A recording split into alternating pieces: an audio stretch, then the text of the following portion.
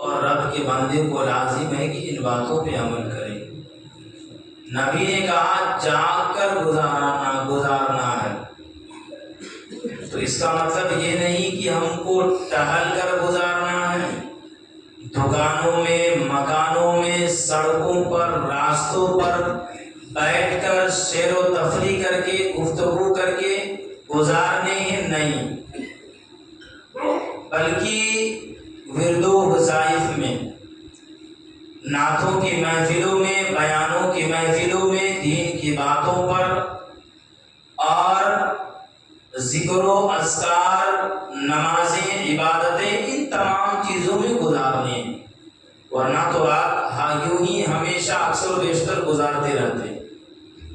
کبھی گھر میں کوئی فنکشن ہو تو رات دیر تک انسان جاگتا رہتا ہے، یا اور چیزیں ہوں، اپنے معاملات پر ہم بیداری کا ثبوت دیتے ہیں، لیکن واقع میں جب دین کا معاملہ آتا ہے، جہاں بیٹھنے کی نوبتیں آتی ہے، وہاں ہمیں سستگی چڑھتا ہے، نیند کا غلبہ چڑھتا ہے۔ شیطان بھی ایسے لوگوں کو ہی دوست بناتا ہے جس کے اندر سستی کا اظہار پن آتا ہے۔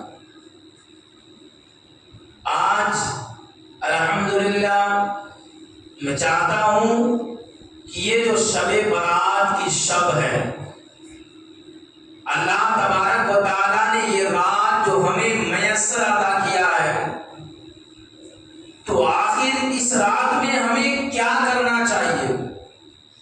ہماری زندگی میں اس سے پہلے بھی رات گزر چکے ہیں اور الحمدللہ اب تک باحیات ہیں، لیکن آنے والے صبح کا سورج ہم دیکھ پائیں یہ ہمیں گارنٹی نہیں ہے، نہیں معلوم ہے۔ اگر کوئی گارنٹی لے لے تو بتا دے، ہمیں نہیں دے سکتا، اس کا معلوم صرف خدائے وحدہ لا شریک کو ہے۔ جب زندگی کی ایک سیکنڈ کا بھی گارنٹی ہمیں نہیں ہے تو پھر ہم کس بات پہ اتراتے ہیں، کس بات پر ہم خدا کے راہ سے بھٹکتے ہوئے نظر آتے ہیں؟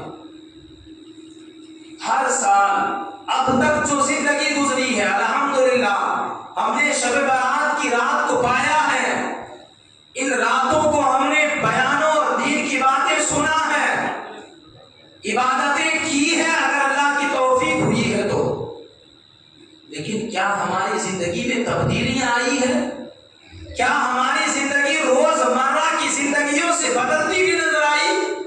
اگر نہیں تو پھر ہمیں فائدہ کیا ہوا یہ رات گزارنے کا؟ یہ بڑا پوائنٹ ہے پیارے، انشاءاللہ العزیز اس پہ روشنی ڈالنے کی کوشش کروں گا کہ جو ہم راتیں گزارتے ہیں یا بیداری میں جو ہے وقت گزار رہے ہیں، شب برات کا ماننا، برات کے معنی ہے آزادی،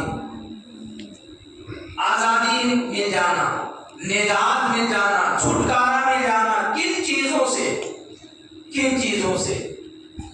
بلکہ اللہ کے عذاب سے، گناہوں سے، برائیوں سے انسان اپنے آپ کو نجات دلا دے، چھٹکارا پا لے۔ برات کا معنی خوشی ہے۔ میں نے قرآن مجید کی جو تلاوت کی ہے آیت کریمہ کی، یا ایھا الذین آمنوا اتقوا اللہ، اے ایمان والو اللہ سے ڈرو۔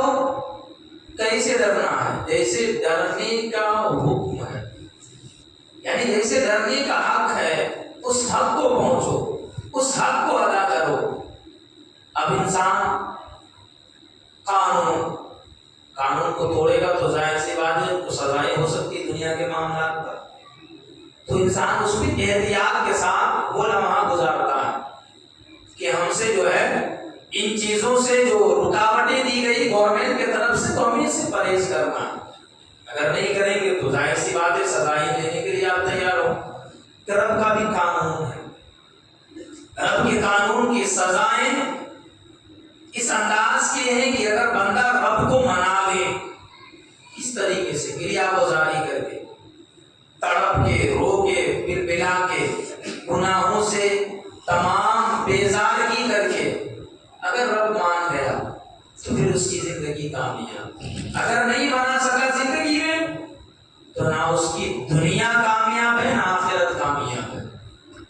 نہیں منا سکا رب کو تو وہ رب کا کیسا بندہ ہے, کیسا بندہ. اب انسان کو معلوم, ایک مثال دیتا ہوں کہ اگر کوئی بیٹا باپ سے غلطی کر لے, ماں سے غلطی کر لے, کیا معافی مانگے تو ماں باپ معاف نہیں کرتے؟ کرتے ہیں. ماں باپ کے دل اولاد کے لیے نرم ہوتے ہیں, کرتے ہیں. آپ قدموں پہ گرے, معافی تلافی کریں, کرتے ہیں.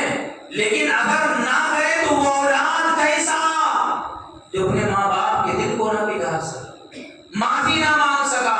تو پیارے جی اور رب اپنے بندوں سے 70 ماؤں سے زیادہ پیار کرے, 70 ماؤں سے زیادہ, جن کی پیار کا کوئی ٹھکانا نہیں ہے. وہ کیسے چاہے کہ میرا بندہ جہنم کے دہتے ہوئے انگاروں میں جلے؟ اگر ہم نے خود اپنا فیصلہ کر لیا ہے تو پھر ہمیں بچائے گا کون؟ اور رب کا قرآن کہتا ہے یا ایھا الذین آمنوا اتقوا اللہ, اے ایمان والو اللہ سے ڈرو جیسے ڈرنے کا حق ہے. میں چاہتا ہوں کہ میری گفتگو بڑی سنجیدگی سے آپ سنیں, جتنے دیر آپ سماعت کریں. زیادہ وقت نہیں لوں گا انشاءاللہ العزیز. کچھ باتیں ہیں بس آپ کی خدمت میں پیش کرتا ہوا چلو. اللہ تبارک و تعالیٰ فرماتے ہیں میرے بندو مجھ سے ڈرو. کس طریقے کا؟ جیسے ڈرنے کا حق ہے. اگر ہم سے گناہ ہو جائے, کوئی غلطیاں ہو جائے, تو آج کے اعتبار سے میں بتاتا ہوں کہ لوگ کیا کرتے ہیں, کان پکڑتے ہیں یا اللہ معاف کر دے, یا چہرے پر تماچے مارتے ہیں اللہ معاف کر دو, یا غلطی توبہ توبہ زبانوں پہ الفاظ جاری کرتے ہیں اللہ معاف کر دے. اکثر و بیشتر انسانوں کا حال یہ ہوتا ہے, ہر کسی کا تو نہیں بتاتا, لیکن اکثر و بیشتر جہاں تک میری نگاہ